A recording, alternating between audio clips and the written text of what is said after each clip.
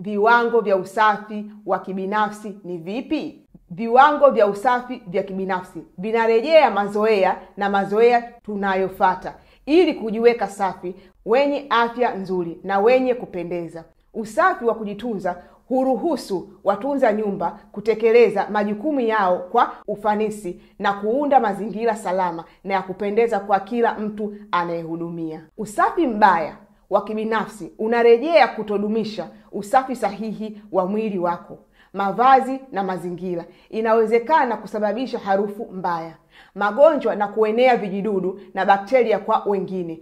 Katika muktadha wa utunzaji wa nyumba, usafi duni wa kibinafsi huathiri tu mtu binafsi, lakini pia unaweza kuathiri usafi na sifa ya mahali ambapo unafanyia kazi. Hapa kuna baadhi ya mifano: kutokunawa mikono mara kwa mara, kushindwa kunawa mikono baada ya kutoka chooni, kujipaka vipodozi, kufunga nywele, kujikuna sehemu za siri, pua au masikio, au kabla ya kushika chakula, kunaweza kuenea kwa vijidudu na kusababisha magonjwa.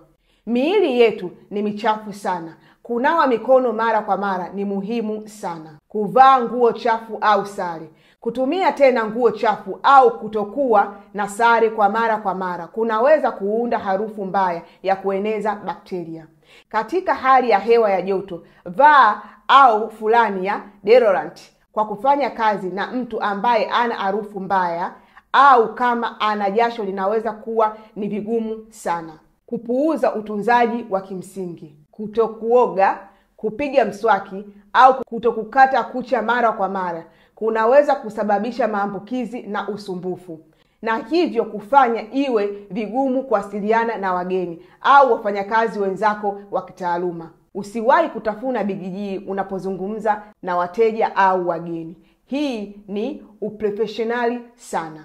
Utunzaji usiofaa wa zana za kusafisha, kutumia nguo au mop bila kuziosha kunaweza kueneza uchafu na bakteria kutoa eneo moja hadi jingine na kusababisha uchafuzi wa mtambuka. Daima osha nguo zako na uzifue na uzitundike kwenye jua ili zikauke kabla ya kuziweka kando. Kutofunika vidonda vizuri, mipasuko au vidonda vilivyo wazi vikiachwa bila kufunikwa vinaweza kuambukizwa na kueneza bakteria kwa mwingine, hasa wakati wa kushughulikia chakula au kusafisha kazi.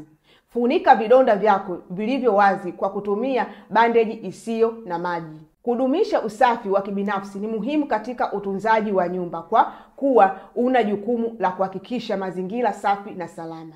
Usafi usiofaa sio tu kusababisha hatari ya kiafya, lakini pia kunaweza kutoa maoni hasa kwa waajiri, wageni na wateja. Unapojiajiri unakuwa na vifaa vyema zaidi vya utunzaji nafasi unazofanyia kazi na watu wanaokuhudumia.